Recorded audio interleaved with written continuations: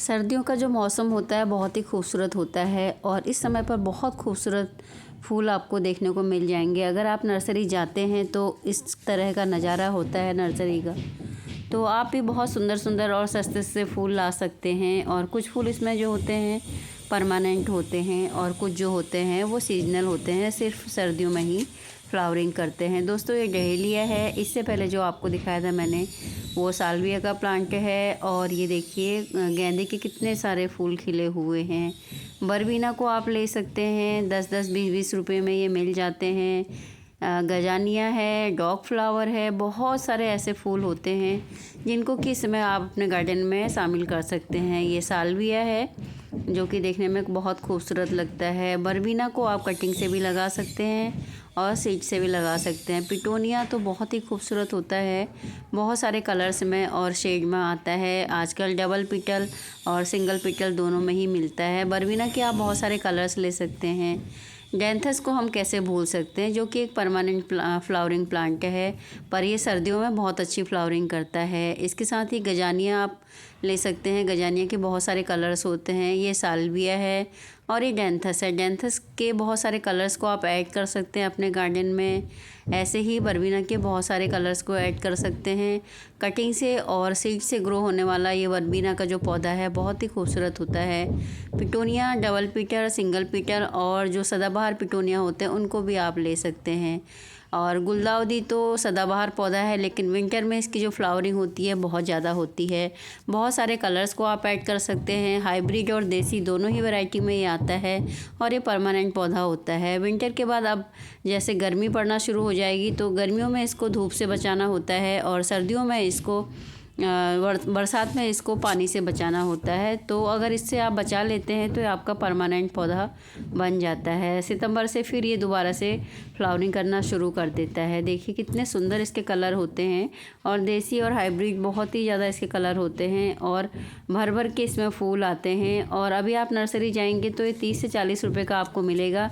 इसको आप कटिंग से भी लगा सकते हैं, बहुत ही आसानी से कटिंग से लग जाता है और सीड से भी लगा सकते हैं। इस समय पर इसके जो रेट हैं 30-40 रुपये का है और अधिक से अधिक 50 रुपये का होगा। ये हाइब्रिड वाला है और ये छोटे से पॉट में भी लग जाता है। गुलदाउदी के किसी भी पौधे को आप किसी भी पॉट में लगा सकते हैं, बहुत बड़े पॉट की ज़रूरत नहीं होती है। और जब फूल खिल जाते हैं बहुत लंबे टाइम तक खिले रहते हैं। 1-1.5 महीना हो गया इनको, अब मैं इनको कट करने वाली हूँ तो नई ग्रोथ शुरू हो जाएगी, नए फूल आएंगे। ये डॉग फ्लावर है। इन सर्दी के पौधों को लगाने के लिए ना आपको बहुत बड़े पॉट की ज़रूरत नहीं होती है। इस तरह के कबाड़ से जुगाड़ वाले जो स्टैंड हैं और प्लास्टिक की बोतल हैं उनमें लगा सकते हैं, क्योंकि इनकी जो जड़ें होती हैं बहुत ज़्यादा गहरी नहीं जाती हैं और देखने में ये बहुत ही खूबसूरत लगते हैं। जैसे ही ये फूल स्पंड होते हैं कुछ दिनों के बाद आपको इनको निकाल देना होता है, जिससे कि नई ग्रोथ शुरू हो जाएगी। तो एक सीज़न में आपको 2-3 बार फ्लावरिंग देखने को मिल जाती है। जितने भी फूल मैं आपको दिखा रही हूँ, पौधे दिखा रही हूँ, उनमें सभी में यही प्रक्रिया आपको करनी है। जैसे ही फूल स्पंड होता है, वैसे तो ये काफ़ी लंबे दिन टाइम तक चलते हैं, लेकिन आपको और ज़्यादा फ्लावरिंग लेनी है तो आप इनको कट कर सकते हैं, निकाल सकते हैं। ये एस्टर का फूल है जो इसके भी कलर बहुत सारे होते हैं, देखिए। और ये सारे ही जो पौधे हैं आपको इस समय नर्सरी में जाएंगे ना 30 से 40 रुपए में मिलेगा ये। और डेंथस और बरबीना और पिटोनिया आपको 20 रुपए में मिल जाएगा। लेकिन ये एस्टर का जो पौधा है थोड़ा महंगा मिलेगा आपको, क्योंकि बहुत कम ये आते हैं, हर जगह पे नहीं आते हैं ये। तो ये 30 से 40 रुपए के अंदर में आपको मिलेगा। और कुछ टाइम बाद जाएंगे, जैसे जनवरी और फरवरी में जाते हैं तो आपको 20-20 रुपए का मिल जाएगा। और ये ट्रम्पेट वाइन है जो कि सर्दियों में बहुत ही ज़्यादा खिलती है। इसको आप इस तरह से अपनी दीवार में चढ़ा सकते हैं या फिर किसी लकड़ी के सहारे या पेड़ में इस तरह से चढ़ा सकते हैं। देखिए किसी की दीवार में ये लगा हुआ है तो ये कटिंग से भी बहुत ही इजीली ग्रो हो जाता है और बहुत ही आसानी से इसमें फूल बहुत जल्दी आने लगते हैं। कार्नेशन ये मैं लेके आई थी, उसके बाद मैं आपको आगे इसका जो फूल दिखाती हूँ कितना ज़्यादा इसकी ग्रोथ हो गई है। और इसको आप कटिंग से भी लगा सकते हैं। मैंने आगे इसको कटिंग से भी आगे लगाया हुआ है, वो भी मैं आपको दिखा सकती हूँ। जैसे आपका जो पौधा होता है ना बूशी है तो आप उसकी कटिंग लगा सकते हैं। क्लांचो की किसी वैरायटी को आप ले सकते हैं। ये मेरे क्लांचो जो हैं वो देसी वाले हैं, दोनों ही जो है मेरे पुराने हैं। और हाइब्रिड भी इसमें आते हैं, लेकिन देसी वाले जो हैं आपके परमानेंट हो जाते हैं। और बरसात में इनको पानी से बचाना होता है, गर्मी में इनको धूप से बचाना होता है, तो ये परमानेंट बन जाते हैं। तो ये मेरे पुराने ही क्लांचो हैं। इसमें आप हाइब्रिड भी ले सकते हैं, बहुत सारे कलर्स में आपको मिल जाएंगे, लेकिन जो देसी वाले होते हैं बहुत टिकाऊ होते हैं और हर साल ये फ्लावरिंग करते हैं। कटिंग लगाते रहिए, सकुलेंट वैरायटी के हैं तो पत्ते से भी ग्रो हो जाते हैं। और देखिए डॉग फ्लावर को मैंने ऐसे भी यहाँ पे लगाया है, इसमें पिटूनिया भी लगे हुए हैं और इसमें बहुत सारे फूल लगे हुए हैं जो कि विंटर के ही हैं। छोटे छोटे बॉटल्स को मैंने कट करके लगाया हुआ है, ऑयल केन थे ये। और ये खूबसूरत सा दिखने वाला जो पौधा है लास्कपुर का है, और देखिए धनिए की तरह इसकी पत्तियाँ होती हैं और बहुत ही खूबसूरत लगता है। तो मैंने बहुत सारे जो पौधे हैं सर्दियों के, एक मेरे पास खाली जगह है तो वहाँ पर डाल के रखे हुए थे। तो ये देखिए कितने सुंदर लग रहे हैं, बहुत ही सारे फूल इसमें एक साथ लग जाते हैं। क्राउन डेजी है, देखिए पॉपी है, बहुत सारे फूल है इसमें। और ये जो है बहुत ही सुंदर है, कितने सारे फूल लगे हुए एक साथ में जब लगाते हैं ना तो विंटर में बहुत ही खूबसूरत नज़ारा होता है। यहाँ पे देखिए कितने सारे फूल लगे हुए हैं, गजानिया भी है और हॉलीहॉक भी लगा हुआ है, क्राउन डेजी है और बहुत सारे फूल लगे हुए हैं इस तरह से। तो ये है नास्टेसियम जो कि सीड से ग्रो हो जाता है। इसमें 2 कलर होते हैं, एक ऑरेंज है और एक ये येलो सा कलर होता है इसी में। तो ये सीड जहाँ भी इसके गिरते हैं अगर आप एक बार ले आते हैं तो ये हर साल अपने आप ग्रो हो जाते हैं। तो इनकी वाइन को भी चढ़ा सकते हैं, आप वाइन की तरह इसको चढ़ा सकते हैं। और ये बहुत खूबसूरत सा पौधा है। इसको मैं जब पहाड़ गई थी वहाँ से लेके आई थी, लेकिन इसका नाम मुझे नहीं पता, लेकिन ये बहुत ही खूबसूरत था और बहुत ही अच्छा लग रहा था। तो इस तरह से इसको भी आप लगा सकते हैं। ये सकुलेंट वैरायटी का है तो दिखने में बहुत ही खूबसूरत है, पर इसका नाम अगर किसी को पता हो तो मुझे ज़रूर बताइएगा। और उसके बाद देखिए ये मेरा क्लांचो है और देखिए इस तरह से इसमें फूल आते हैं। और ये वाला क्लांचो है ना, इसमें बहुत ज़्यादा कीड़ा लगता है, मिलीबग बहुत ज़्यादा लगता है। और क्लांचो की भी फ्लावरिंग अगर एक बार हो जाती है तो काफ़ी लंबे टाइम तक ये फूल खिले रहते हैं। अगर आपको नई ग्रोथ लेनी है, नए फूल लेने हैं तो फिर इनको कट करना पड़ता है। इनमें सीड भी बन जाते हैं और सीड से भी ये ग्रो हो जाता है। उसके बाद ये पैंजी का प्लांट है जो कि बहुत ही खूबसूरत लगता है, बहुत सारे कलर्स में आता है और आप अपने गार्डन में इनको ऐड कर सकते हैं। ये देसी गुलाब है, गुलाब को आप कभी भी ले सकते हैं, रोज़ मतलब कि हमेशा ही लगने वाला पौधा होता है और आप कभी भी ले सकते हैं और बहुत सारे कलर्स में ले सकते हैं। देसी हाइब्रिड दोनों को ही आप लगा सकते हैं किसी भी सीज़न में। इस समय पर अगर आप लाते हैं तो ये काफ़ी अच्छे चलते हैं। बस रिक्वायरमेंट ये होती है कि धूप में रखना चाहिए। सर्दी के जितने भी पौधे हैं ना, सबको धूप चाहिए होती है। देखिए हाइब्रिड वाला है और वो आगे जो था वो देसी वाला है। तो सर्दी के पौधों के लिए यही रिक्वायरमेंट होती है कि धूप बहुत ज़्यादा चाहिए होती है और पानी कम चाहिए होता है। देखिए डैंथस के कितने सुंदर कलर से हैं। और ये है गेंदा मैरीगोल्ड जिसको बोलते हैं, ये तो सदाबहार ही होता है। तो इस समय पर ये बहुत ज़्यादा देखने को मिल रहा है नर्सरी में। इसके बहुत सारे कलर्स भी हैं, हाइब्रिड देसी दोनों ही में आपको देखने को मिल जाएगा। और इस तरह से बहुत सारे फूल नर्सरी में आपको देखने को मिलेंगे इस टाइम पे।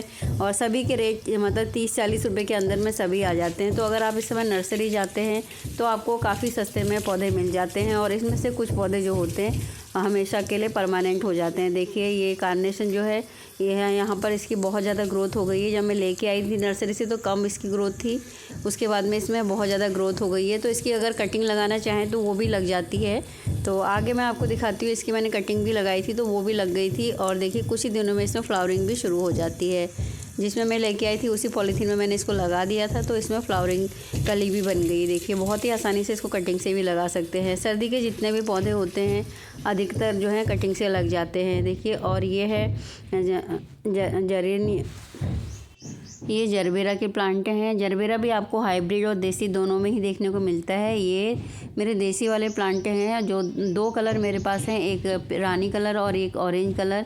और हाइब्रिड में भी आपको मिल जाएगा, लेकिन जो हाइब्रिड के होते हैं उनको केयर करना बहुत मुश्किल होता है और वो कभी कभी ख़राब भी हो जाते हैं। तो जो जरबेरा होता है और हाइब्रिड वाले की जो हाइट होती है वो थोड़ा कम होती है। और ये हॉलीहॉक है जिसको आप भिंडी वाला फ्लावर भी बोल सकते हैं, क्योंकि इसकी पत्तियाँ जो होती हैं भिंडी की तरह होती हैं। भिंडी की जो सब्ज़ी होती है उसकी तरह इसकी पत्तियाँ होती हैं। इसमें बहुत सारे कलर्स होते हैं देखिए। और इसकी क्या प्रॉब्लम होती है कि अगर आपके पास जगह है तो आप ऐसी जगह पे लगाइए जहाँ पर इसको सपोर्ट मिल पाए, क्योंकि इसके जो प्लांट होते हैं काफ़ी लंबे चले जाते हैं। अगर आप पॉट में भी लगाते हैं ना तो काफ़ी लंबे चले जाते हैं। इस टाइम पर आप इसको ले सकते हैं, क्योंकि ये काफ़ी टाइम तक लास्ट में जैसे जून में भी मेरे यहाँ लगा। हॉलीहॉक काफ़ी लंबे समय तक खिलता रहता है और मई जून में भी आपको इसमें फ्लावरिंग देखने को मिलेगी। इसमें जो फ्लावरिंग होती है वो लेट होती है। अगर आप इस समय पर इसको लगाते हैं तो भी ये लग जाएगा आराम से। इसके सीड जो हैं वो ग्रो हो जाएंगे। इनको आप सीड से भी ग्रो कर सकते हैं। अगर एक बार अपने गार्डन में ले आते हैं तो ये इसके बहुत सारे सीड गिर जाते हैं। और ये जो पौधा होता है इसको सपोर्ट की ज़रूरत होती है। अगर गमले में भी लगाएंगे तो काफ़ी लंबा चला जाता है, और अगर ज़मीन में लगाते हैं तो फिर भी इसको सपोर्ट देना पड़ता है, या आप दीवार के किनारे लगाइए। तो इसके जो पौधे हैं काफ़ी लंबे होते हैं और मई जून तक ये फ्लावरिंग करते हैं।